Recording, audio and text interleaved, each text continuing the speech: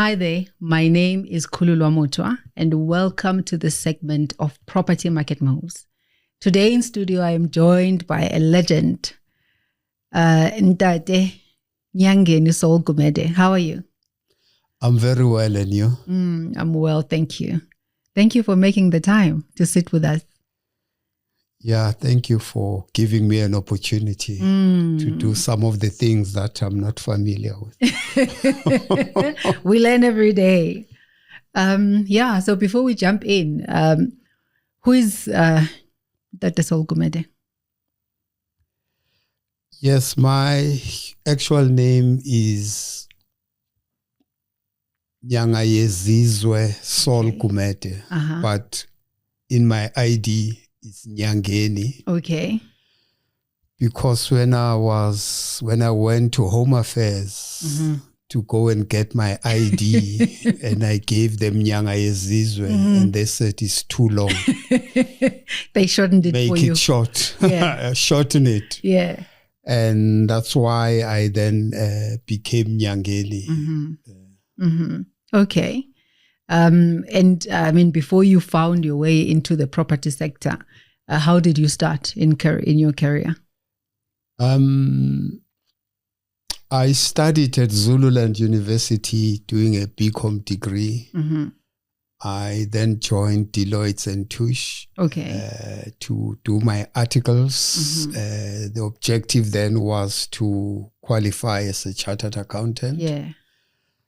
And with the traveling from Pretoria to Joburg, it just became difficult. I then, after completing my articles, I joined Old Mutual Properties as an accountant, obviously to do what I've been doing at Deloitte. Yeah. That was in 1985. And I never looked back after that.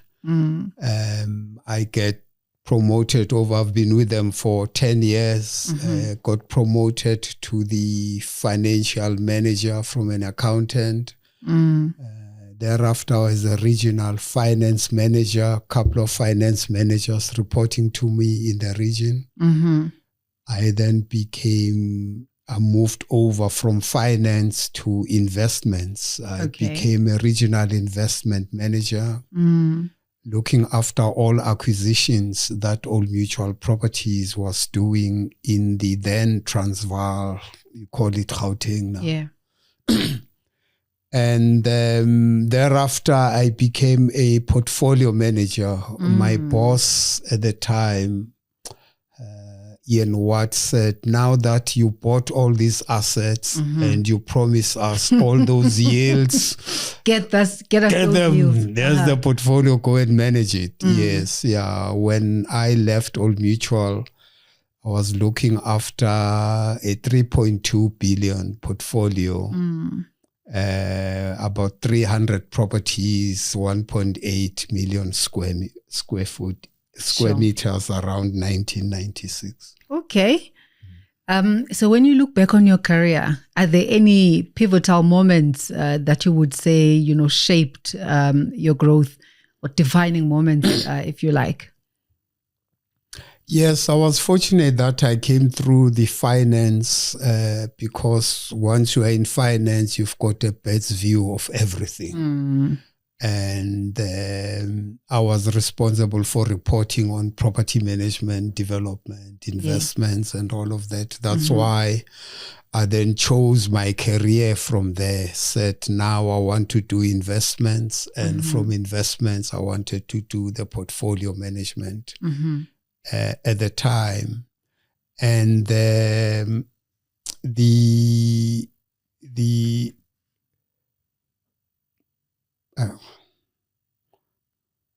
sorry.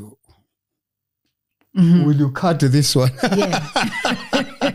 I think I've answered the question. That is how I entered, was through that. And I will, there are two ways of getting into the property industry that will be suitable for any person. Is through finance, or it's also through broking. If you are a leasing agent, or you then understand which you lease the acquisitions, you lease existing properties, it gives you a quick understanding of how the business actually works.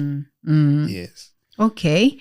What are some of the challenges that you faced when you were starting out? And perhaps when you look, all these years later, are those challenges no longer there, or do they still exist? Yes, I think the first challenge that faces every business owner is normally to do your business plan. Yeah. To actually say, this is what I want to do. Only to find out when you are in real business now, it's totally different. I'll give an example of when we started Dijalo in 1998. We were of the view that we will kickstart the business doing property management. Remember, it was 1998, 1999. And at the time, for those who will remember, there was this something called Y2K, that the computers will stop working in 2000 when it won't roll over to that decade. And as a result, the property owners were not keen to give their portfolio to a new entrance because everybody was wary of what's going to happen then. And the main reason they advanced was that all the IT people will be absorbed by the big firms. They won't have time to solve the problems of smaller entities. So our plan, that's how our plan got disturbed first day when we opened the door. But then as entrepreneurs, we then had to go back to the drawing board, and we then resorted to consulting work while we were waiting for these 2 years for the Y2K to happen. And so we did a lot of consulting work, both in government, municipality, and state-owned entities. So that's what I'm saying, that the lesson for people who start a business is sometimes you've got to think on your feet. What's on paper could not be ideal once you start working on it practically. Yeah.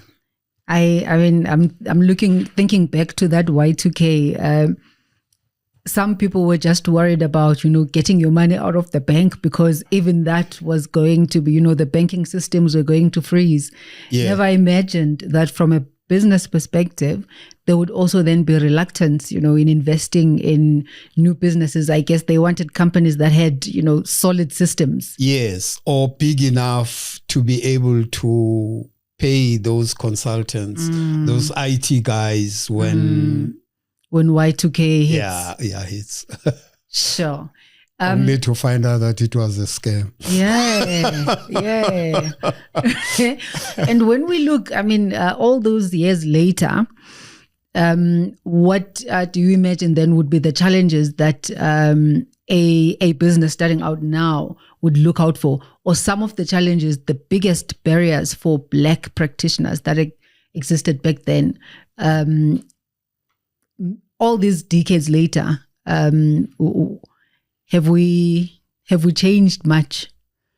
Yeah, I think as a company, there are two things that we did that assisted us a lot in growing the business. First was in 2005. When we, or maybe before that, we then managed to get the property management accounts after Y2K. We managed big portfolios for Old Mutual, for PIC, the ESCOMs, and the likes. But then we had to go to the drawing board again, because then what happens, the the property companies started to insource the property management, to do it in-house. There were very few companies that were outsourcing. Yeah. We had to go to the drawing board again to say, now it means then we have to build our own portfolio that we will have to manage, because now we can't get the business out there. Then in 2005, the second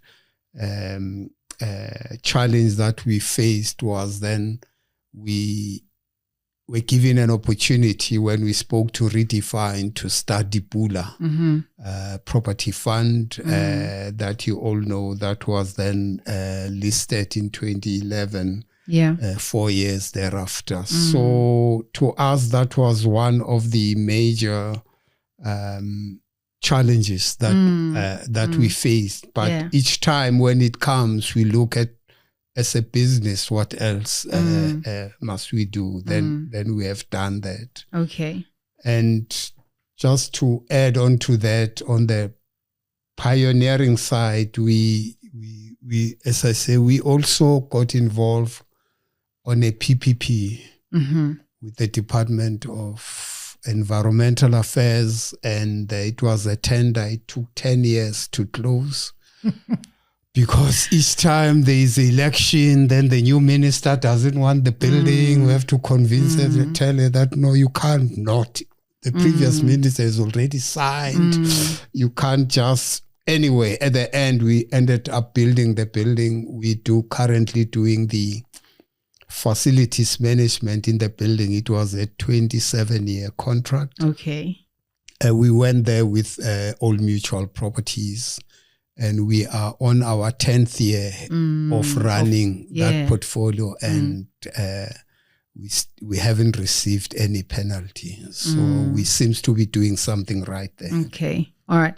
So then you were faced with a challenge of accessing the market, and in response, you went and built your own portfolio. Yes. And in doing that, obviously, then there's financial implications to building your own portfolio.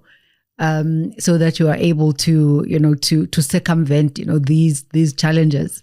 Yes. But from what I'm hearing, pivoting and really just looking out for all these blockages and finding ways around them becomes crucial for any business to stand.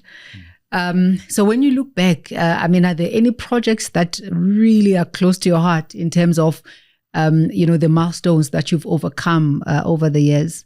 Is there one project that you say, that one was an important milestone in my career, or, closest to your heart?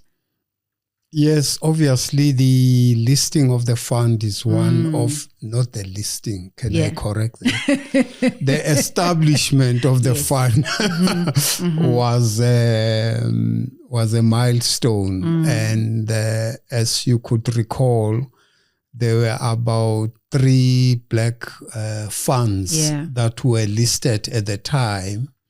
And we were one of them, but since then we've seen some challenges that are happening in our industry, especially with the other 2 funds, where we find out their values have been declining over many years.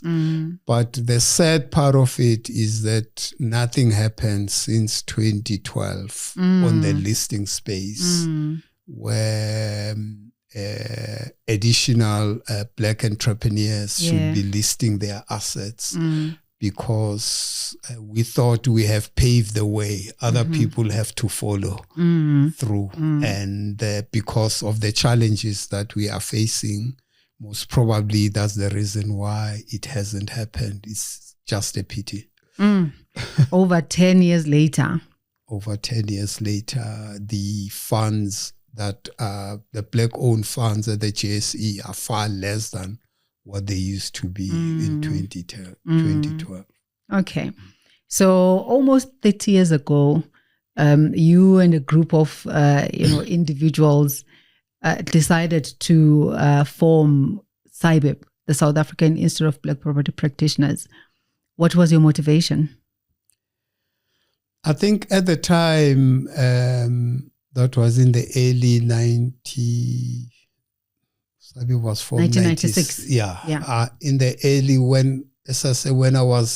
when I joined the industry, there were very few of us, Black people, in the structure. And as a result, when I hit a problem at Old Mutual, there's nobody I could call to actually try and assist me, somebody same as me, to try and bounce issues. And as a result, we decided to meet informally. At the time, the biggest property owners were Old Mutual, obviously, Sanlam. We had Liberty, and we also had Southern Life at some stage, and some other small life insurance companies. But the properties at the time were held by insurance companies. Very few were listed. We didn't have the REITs. We used to have the PUTs, property unit trusts, at the time. But then we started to meet over drinks informally to share our frustrations or to enrich each other. And just towards the democratic after the democratic, we saw the government was battling to get the Black view in all these legislations that they were passing. And the government only deals with formal structures.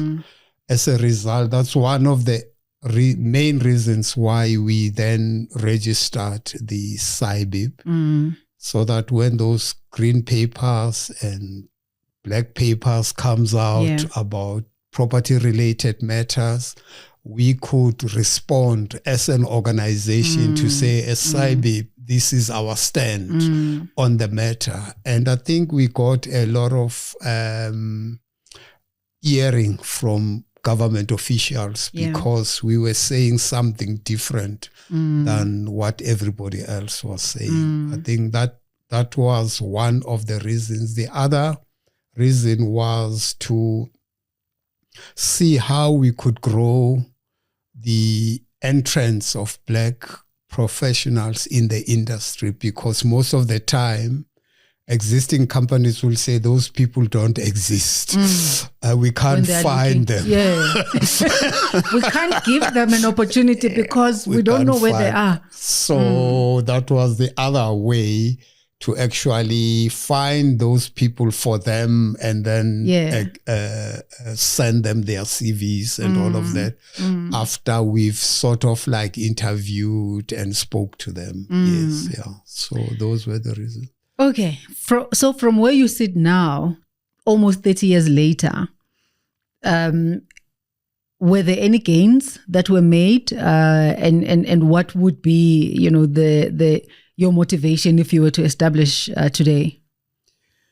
I think there is a lot of gains made, and unfortunately we just started the organization. We never thought it will be what it is today as the mouthpiece for Black property practitioner, both individual and companies. I still recall in our first AGM, I started by being the treasurer of SAIBPP. When I did the audited accounts, our assets were 345 rand in our balance sheet. But over the years, it has grown to what it is. We were operating in our employers' offices. If you are the president, the office of SAIBPP will move with you. If you are in Sanlam, you are at Eskom, you are at Transnet. That's where the office That's where the office was going to be. But today, SAIBPP has got its own offices. It has got the CEO. It has got staff, and it's a big achievement over the years. When I look back, I think you guys have achieved more than what we would have anticipated at the time. And congratulations. Thank you. Especially to you. Thank you. Thank you so much. Collaboration. I know that when we come together, we always talk about this word. What role did that play in shaping your career and your business journey?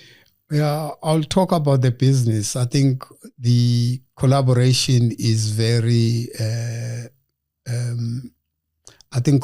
collaborations is one of the key growth strategies that made us who we are. As I say, we listed the fund, we're doing it with Redefine Properties. We've built MTN headquarters on 14th Street Avenue, one of the office blocks. At the time, we did it with RMB Properties, now called Aries.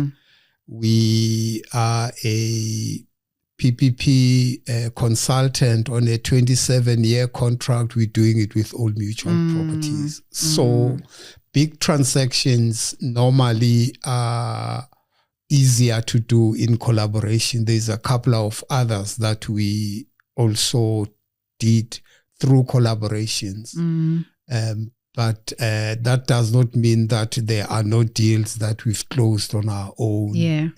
But collaboration, it is important. And I think you need to have one or two big transactions in partnership with other players in the industry. Okay. And then IREM came, years later that, you brought to South Africa. Why was that important? Just a little bit story about IREM itself. When I was working at Old Mutual Properties, even when we starting SAIBPP, in this country, we never had formal education on property matters. Okay. You could only rely on what SAPOA courses and all of that. But it's history now. As you know, all university now offer a degree in real estate. We never had it in those years. While I was working while I was in the library at Old Mutual Properties, I stumbled across this property journal. Yeah. It used to come out every month at that time, and it used to enrich me to an extent that I further realized that it is produced by an organization called IREM, Institute of Real Estate Management in USA. And in addition to that, it had an international designation called CPM. Yeah. And as SAIBPP, at the time, we realized that maybe it's an opportune time to get our industry professionalized and skilled. Yeah. And so that if they've got this designation, they could work anywhere in the world. IREM currently has got about 20,000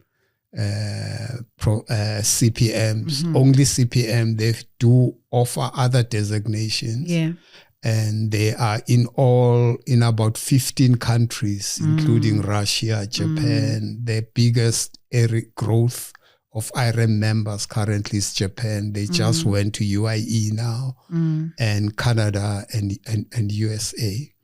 We then, with IREM, with SAIBPP, signed an agreement to bring IREM into the country in 1999. And we've been working on this, working with the Americans to try and prove to them that South Africa, it has got a vibrant property market. Yes. We've got SAPOAs of these worlds. We've got at that time EAAB, which is now PPRA. And it really took us until 2017 when we realized that we're going nowhere.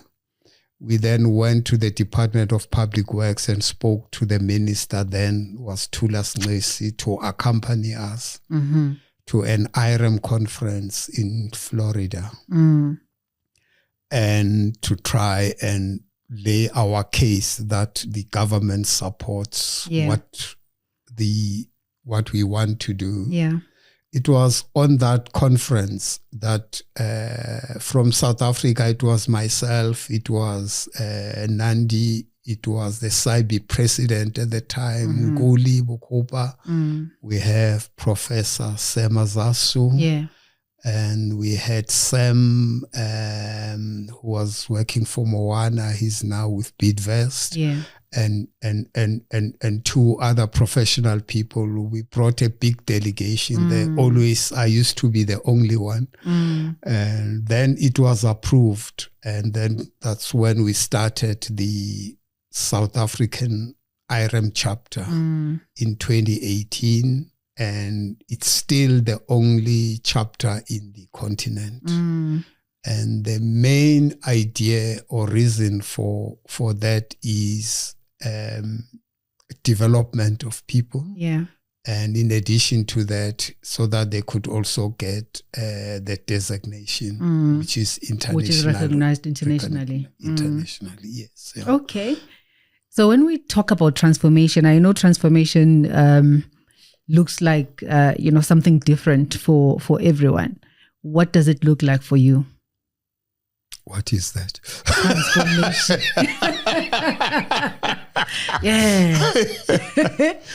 I think for some reason we're losing ground in this country, as I've already explained with those listed entities. By now, we should have been having more. Quite a and at least double the number that we had in 2012, and even that number. Would be a slow pace. So we are moving we're not moving, we're going, we're regressing. But we shouldn't lose hope. Nothing comes easy. We need to work extremely hard in order to appreciate whatever we have got. And nothing will come on the platter, whether you black, white, or Indian. These days, it's more about your capability and your skill and your hard work. So I know you guys will say, I don't have to work hard, I have to work smart. But work anyway, whichever At way. some stage, you need to put some work on whatever you want to do. And it looks like we're on our own now, and we just need to, find a way of coming through this. But it's not only in real estate, it's everywhere in the country. And not only us have gone backwards. It's like a curse word these days, transformation. It's just like black economic empowerment. People don't want to hear that. They'll tell you that 30 years after democracy, you still talk that, but they've been ruling for 300 years. We haven't even had 100 years. And so, but it's one of those things. But I will advise people and black entrepreneurs to work hard, and it's not going to be given to you over the platter. People have, we just need to find various ways of growing our individual businesses and companies. It's a pity we're not getting the support from our government. They seem to forget that all these empowered people were at the backing of their previous governments. And for us, it looks like it's a sin if the government, but it's happening everywhere in the States, everywhere government becomes decisive to actually drive a particular agenda. Sure. So for a young entrepreneur, I mean, how can they best position themselves? I know you've spoken to hard work, a lot of resilience. You've spoken to collaboration. If someone is starting out and 30 years from now, they want to be closer to where you are, how can they best position themselves? I think the best thing is to get that experience or exposure. I know, lots of people will say we can't get exposure. At least they still internship. Yeah. We were lucky, some of us who were given real jobs at Old Mutual Properties and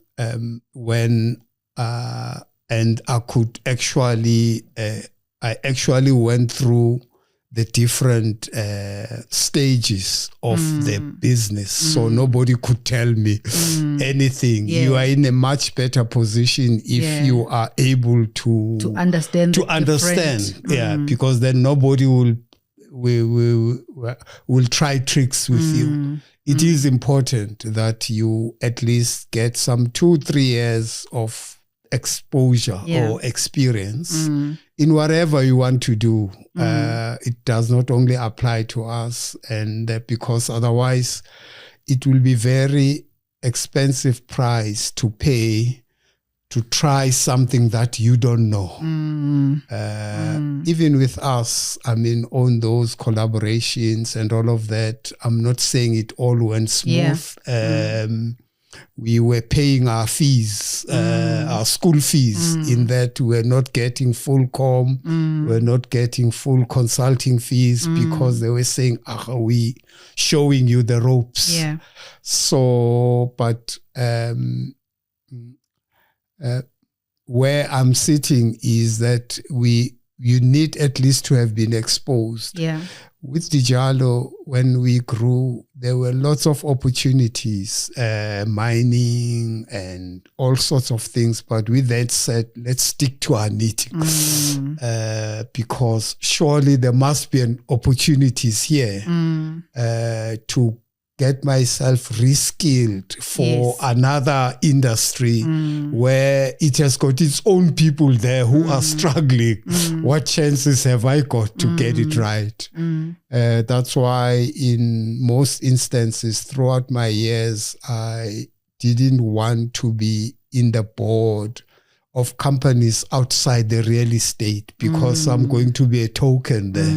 I wouldn't understand the dynamics, and I'm not in the board for government contracts or employment equity. I'm in a board to grow that business. So I received several offers, but I said, I don't think I'll be an asset to you. Sure. And that brings us, to this question, of the economic drivers in the decisions that you made, individually and in your career, and the social impact. So how did you bridge that gap? How do you say no to an opportunity that will position you or even earn you an income? So if we're speaking then to leadership principles, what principles underpinned how you showed up in your career? Yeah, over the years, I've said no to a whole lot of things. One of them was this example of directorship. Could earn nice money, but if you're not contributing, I honestly think it's not fair to yourself or even to the company. To the company that wants you. I think one of the major one is honesty and to know yourself and but understand there are sometimes chances that succeed. It's a question of how many of them succeed. And the other point that is also important is honesty, your ethics. You should be able to say no when you think it is not going to serve you long term. there's lots of transactions that we were invited in, some that we wanted to start, but immediately when we see that it looks like we're going to be a puppet, we will just say no to it and forfeit or lose the millions that were coming with it. I still remember even when we started the company about 6 months or so after starting it, when we were really struggling and we were offered by another company to join them, and we were promised executive positions there and with the company cars and all of that, but then we said no. Yeah, but then we suffered for the past 5 years for the consequences. The other thing, you need to focus and know exactly what you want in life. I don't believe that opportunities are outside your industry. If you could apply your mind and work on it, you will get opportunity within your industry instead of being thinking that is greener on the other side. Yes, and other people are looking at you and say it's greener here. Why don't you see that green? Yeah, you're not pedaling enough to get those opportunities. So it's green where it's watered. Yeah. Your definition of success. What was it when you started, and what did it change over the years? That one I need to go to my it's always difficult question about success, because some other people say it's luck, some other people say it can't be luck. There must be something that you are doing, and on our side, I think it was consistency. If you are consistent in whatever you do, and if people know the answer before they come to you, they know that this is the answer we're going to get from Saul, but let me ask him all the same. Yeah, you have to be consistent. You've got to know that nothing comes easy in life.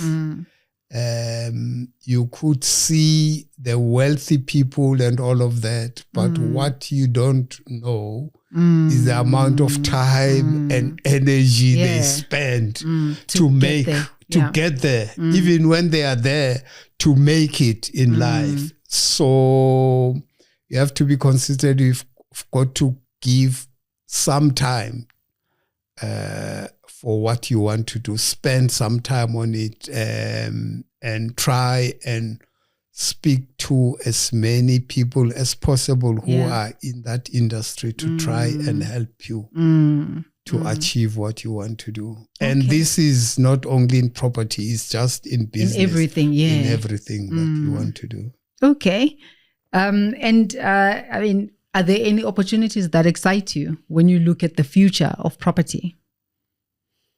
Yes. I don't remember the year. I went to USA. I used to attend these IREM conferences in the USA. I've been in about 20 of them. Most of the time using my money, not even the company. So the opportunity that one identified then was on the residential space. At the time, all the REITs in the USA and everywhere else, they also had residential as an asset class. We didn't have it in the country. I think I wrote an article to Business Day, I think in the early 90s. Yeah. to actually identify this gap.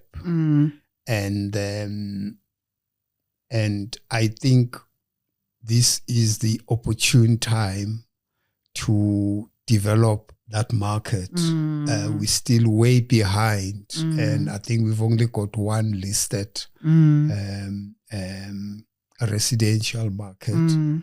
Some of the REITs are having a small portion of it, but with the backlog that we've got in the country and the support that we'll be getting from the different departments like your housing and all of that, it's a market that I think we must not lose or hand over to other people, because even that backlog, the majority of people who don't have houses are people of color.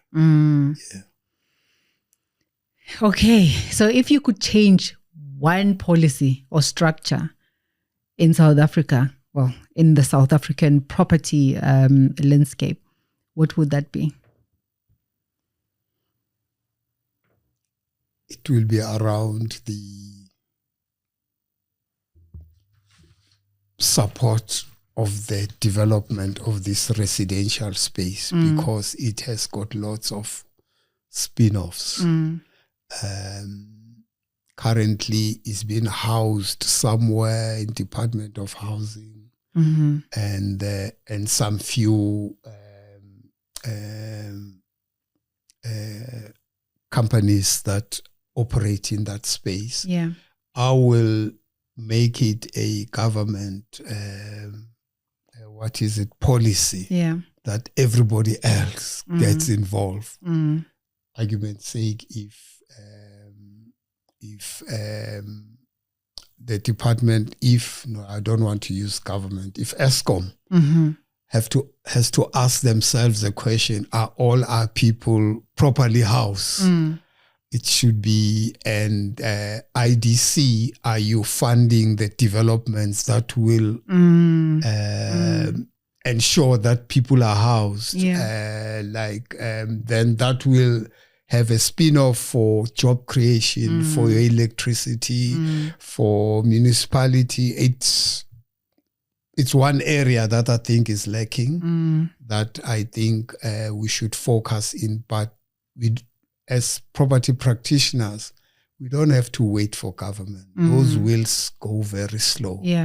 Let's get in there now and see, using the existing structures or funding institution, see how we get into that market and solve before we lose backlog. My heart bleeds in what's happening in our previously black areas. Now the retailers are coming in there, playing that space and taking the existing operators out of the market because they can't compete with them. And so let's not stop it, but let's make sure that we are part of that. That's where those collaborations and all of that comes in, so that people don't just come and they are 100% themselves and all of that. And I guess it goes back to that concept of balancing the economic spin-offs with the social impact, that if you come in as a big player in an environment that has existing players, can't we find a way to integrate them, you know, in what we're doing, instead of chasing them out because, they can't compete with a Goliath? So true. Okay. And it also links up with those collaborations. Remember, we started with collaboration.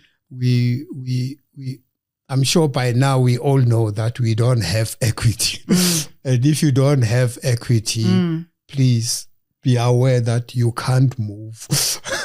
So maybe the collaborations and all of someone. that. Where you could be your equity partner so that you can at least do something.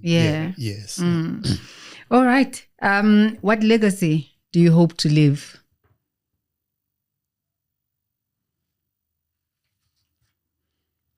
I know we already talk about, Nyangeni Saul, as a pioneer, as a legend. But from your perspective, when you are no longer in property, you are sitting out there in some farm, what legacy would you want to have left behind? Any property person who is living in a farm, and I'm not going to be the first one. Yeah, I think there's three things that actually drives me over so many years, and I've repeated them previously: honesty, ethical, and humility. I think those are to be remembered three as things. That leader. Yes, yeah. And people must not forget that organizations like SAIBPP, IREM, SAPOA, they give you an opportunity to make a difference. It's not like when you are there, the credit is yours. The credit is for the organization, because had the organization not given you that opportunity, you wouldn't have, firstly, you would not even have been known in the industry. Sometimes people think it's my presidency, this is what I did and all of that, but the organization enabled you to achieve or to do what you wanted to do. Under normal circumstances, you would not have been able to do it. So we shouldn't look down upon our organizations that are there. They are just enabling us to do or to, Okay. So as we close, we always get a question from one of the guests that we've hosted. And the question for them is, it's an easy one. What advice would you give to the next generation? I know you've already spoken to, some of these things, but really, if you're looking at that young person who is sitting and thinking that they want to start a journey in property, what advice would you give them in terms of how perhaps they would show up as an individual even before they establish that business? Yeah, I think the first thing is they need to have the skill. How do you achieve it? You go through some educational background. Okay.